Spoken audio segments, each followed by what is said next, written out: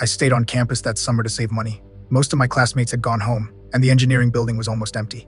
During the day, I worked small maintenance jobs for extra credit. And at night, I studied alone, trying to get ahead for next semester. The library closed early during break, so I started looking for somewhere quieter to work, somewhere I wouldn't be disturbed.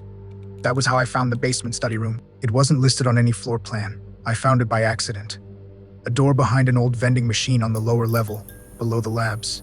It looked abandoned, but the lights worked, and there was a long wooden table, a whiteboard, and a few shelves filled with old textbooks. The air down there felt heavy, but it was peaceful, and that peace was addictive. The door was solid wood, with a small square window at eye level, the kind you find in old classrooms. When I first stepped inside, I noticed a small green shaded lamp sitting on a shelf beside the bookcase. It was dusty, but intact. Old brass, heavy, and connected to an outlet near the floor. I remember thinking it would be perfect for studying. And on the whiteboard, written neatly in faded blue marker, was a name, Brandon. I paused for a second, staring at it. Whoever he was, he must have used this place the same way I was about to. I even caught myself wondering when Brandon had last studied here, and if he had ever come back to finish. Every night after that, I'd bring my laptop and thermos, sit in the same seat, and study for hours. The only sound was the hum of the air vent and the faint buzzing of that old ceiling light, but the lighting wasn't great, dim and uneven. So I wiped the dust off the green lamp and switched it on. It gave off a warm glow that filled the room beautifully. But almost immediately, the air changed. A faint, acrid smell drifted through the space, like burnt plastic or hot metal. I thought maybe it was the wiring, so I ignored it and kept working. After a while, the smell faded.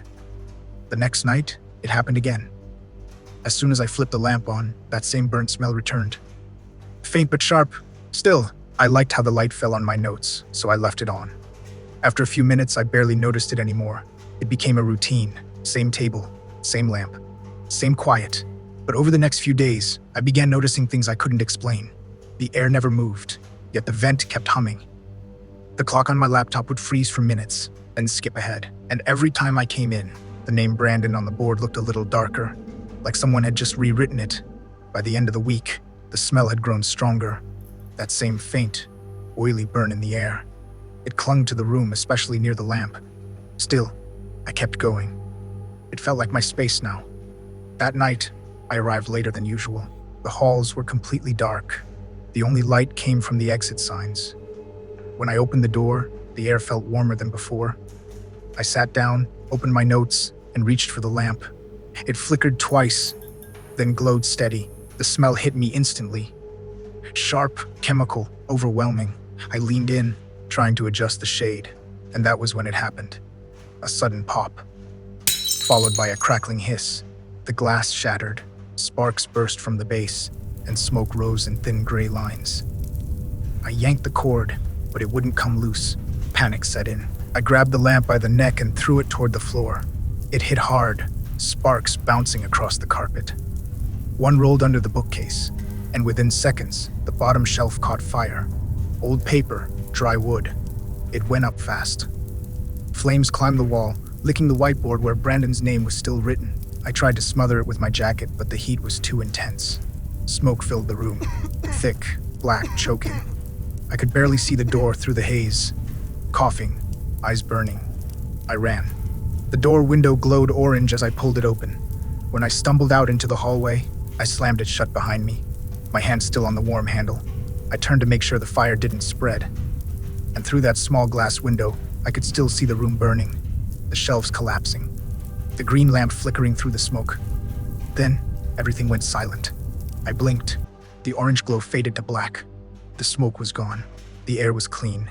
No heat, no smell, no fire alarm. I grabbed the handle again and tried to open the door. It didn't move. I pressed my face to the window, but the glass was pitch dark. The room was gone. I sprinted upstairs to the first floor and found the night security guard near the entrance. I was still coughing when I told him what had happened, that there had been a fire in one of the old basement rooms. He looked alarmed and grabbed his radio. "Which room?" he asked. "They'll call the fire department." I described it. Behind the vending machine down the old stairwell, the heavy wooden door, the study tables. But before I could finish, his face went pale.